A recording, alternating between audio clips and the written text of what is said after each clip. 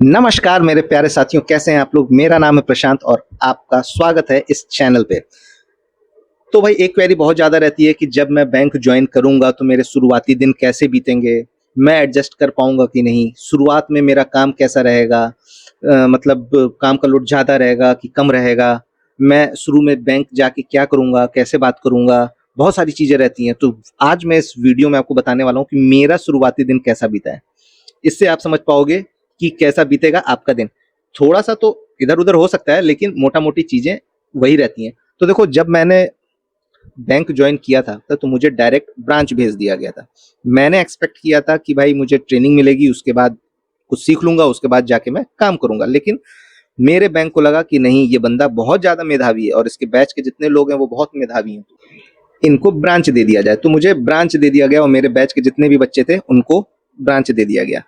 अब जब मैं ब्रांच में पहुंचा तो देखो, होता क्या है कि जब आप ब्रांच पहुंचते हो उससे पहले ही आपका मेल और कॉल आपके मैनेजर को पहुंच जाता है। ठीक है, ऐसा नहीं है कि आपके मैनेजर को आपके बारे में पता नहीं है कि आप ज्वाइन करने वाले हो। ये बात सही है कि वो आपको फोन नहीं करेगा, वो आपको कुछ नहीं बताएंगे। तो आपको ये लगेगा कि उनको पता नहीं है। तो आप पहुंचे उनके चैम्बर में, तो मतलब मैं पहुंचा उनके चैम्बर में। मैंने बोला, sir my name is Prashant and I have to join this branch today. बोला, ब्रांच ज्वाइन करना है आपको? कब कब वैकेंसी निकला है? बताया उनको। अच्छा अच्छा अच्छा, कुछ मेल है कि ऐसे ही चले आए हैं आप कि ज्वाइन करना है? कुछ है आपके पास, क्या है? तो भाई मैंने अपना ट्रेनिंग लेटर दिखाया, जो ज्वाइनिंग लेटर मुझे मिला था वो। अच्छा अच्छा, ठीक है, बैठिए आप, बैठो, मैं एक बार कंफर्म करता हूँ। तो इस तरीके से जो मेरे मैनेजर थे उन्होंने थोड़ा हवा पानी दिया मुझे।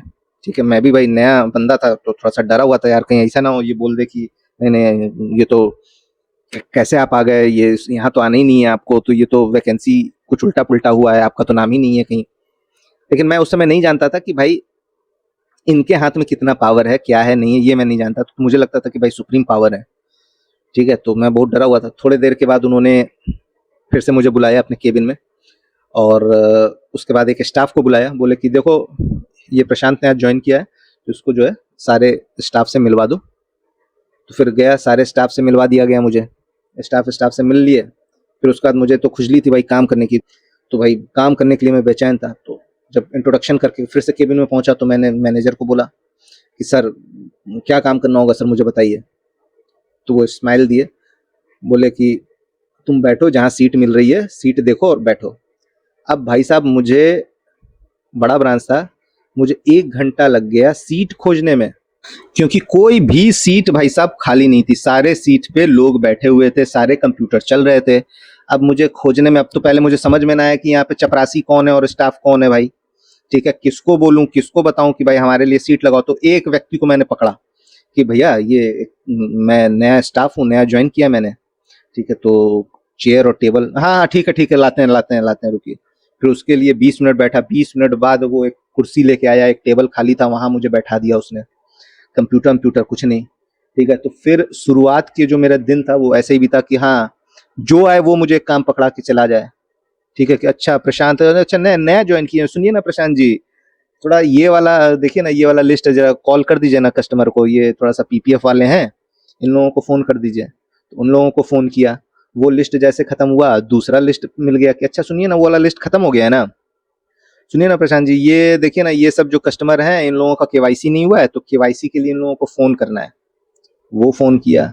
फिर उसके बाद प्रशांत जी फ्री हो गए, सुनिए ना, एक बूढ़े आदमी हैं, उनके घर थोड़ा चले जाइए, थोड़ा उनका वेरीफाई कर लीजिए कि जीवित हैं कि मृत हैं, और उसके बाद फिर उनका पैसा निकालना है। ठीक है सर, क्या करना पड़ेगा? तो चले जाइए उनके घर।